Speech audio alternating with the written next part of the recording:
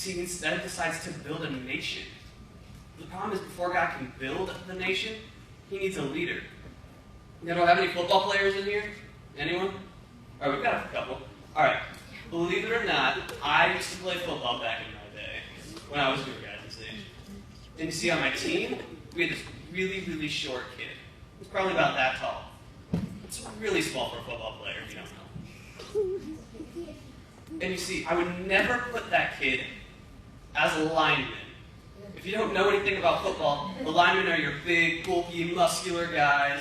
You know, the 300-pound, 6'3" guys that you see on the NFL, walking around and they can't even close their arms because they're so big.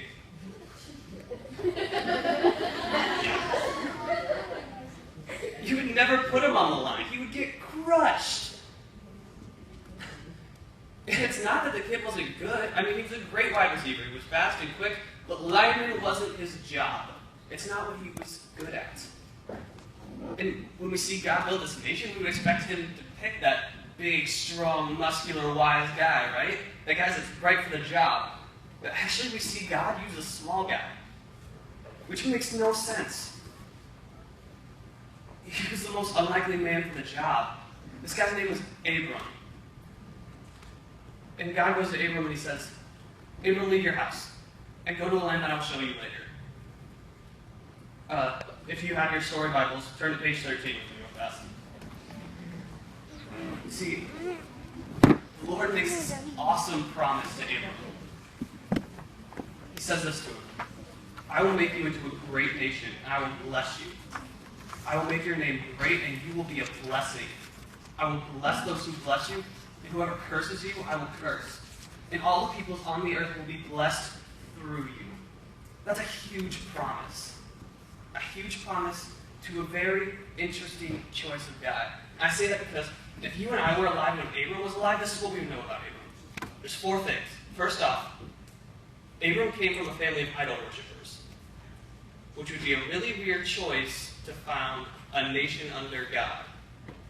A guy whose family does not worship God. Very interesting choice. Next, Abram and his wife Sarah had no kids. I don't know how you expect to populate an entire nation without a population. And then this third one kind of ties in with the second one. Abram and his wife Sarah were really old, like 70 to 80. They weren't going to have any kids anytime soon. And then fourthly, Abram lived in Haran, which is about 955 miles from the promised land that God had chosen Abram to go to. To put that in perspective for you, it would take a young, in shape, fit person without any brakes, never slowing down, walking around on a flat track about 2 weeks to walk 955 miles. Abram was not young. He was probably not in shape. The path was definitely not a flat track. Let's face it, this guy's 80. We're probably lucky if he's getting off the couch up by himself. So to put it simply, if Abram would have walked up to you at this point and said, guys, God just promised me he's going to build a nation through me. Can you believe it? You would go, no, I don't. And you would have laughed in his face. Because Abram was not the guy for this job. Not at all. Not by our standards. See, that's the problem. We're comparing Abram to our standards. You see, we've created this give and receive relationship. This, if you do this for me, I'll do this for you. And we like to carry that over into our relationship with God. We like to look and say, hey God, if I can get that new game, I'll read my Bible every day. Or, so God, there's this really cute girl at youth group. Got my eye on. And if you make her like me back, I will pray every day.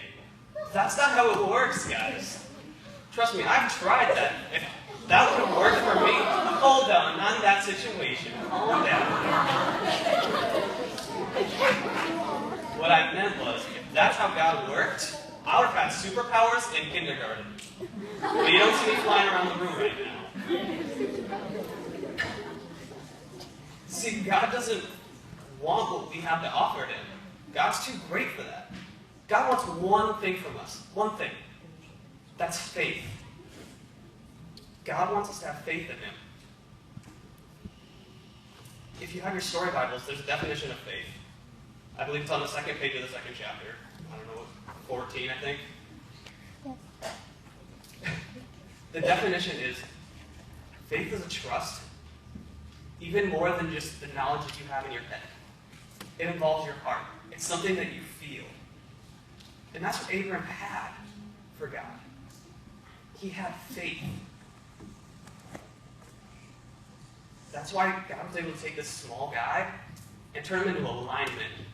Put him on the front lines for God. You see, God came down and told that promise to Abraham 3 different times. He said, I will make your descendants as numerous as the stars in the sky.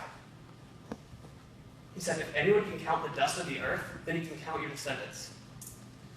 Now, I don't know about you guys, but I'm not going to go try to count the dust of the earth anytime soon. So that means he's got a lot of kids coming. And after each time, God reminded Abraham of his problems. You see, Abraham built an altar to God. He worships him. He thanks him for blessing him. It's really easy to bless, or to ask God to bless us when we're struggling and we need that blessing. But it's really hard to thank God after he blesses us. See, that's why God was able to use Abram. It's because he had his life into perspective. He realized that he wasn't going to be able to do it without God. But Abram wasn't perfect. I mean, he's still the little guy. On page 15 in your story Bibles, we see God come to Abram for a 4th time. And God says this to Abram, do not be afraid, Abram. I am your shield, your very great reward. But this text could be translated into a second way. Do not be afraid, Abram.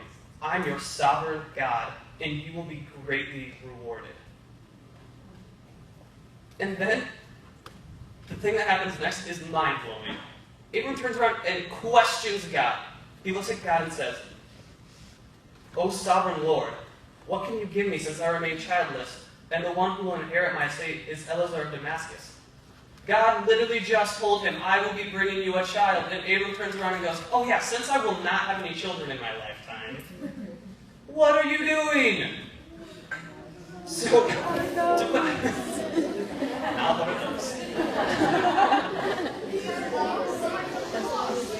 So, have you guys ever had that moment where like your parent asks you to do a chore for the next day? Like when they're tucking you in bed, they're like, now honey, when I get home from work tomorrow, I want to see your room clean. And you're like, yeah, just let me go to bed. And then the next day when you eat your bowl of cereal, they're like, now remember, I asked you to clean your room. And you're like, mouthful of Cheerios. Okay. And then they text you when you're at school, and they leave a note in your lunchbox. And then they get home, and you're sitting there playing the Xbox, eating your Doritos. And they're like, so is your room clean? And you look at them and go, you never asked me to clean my room. I imagine in this moment, Abram feels exactly how you felt. And God feels exactly how your parents feel. God has told Abram over and over and over again, I will bless you with many descendants. And Abram looks at him and goes, since I'm not going to have any children, are you going to bless me some other way? Like, are we going to work this out? Abram was not a flawless guy. Not by any means. God was doing amazing things through him and using him in extraordinary ways, but he's still the little guy. He's still the little guy from earlier that you would never put in this position. He's not a giant, fearless leader that's going to run out sword in hand, slaying all of God's enemies and crushing the head of the serpent. That's not going to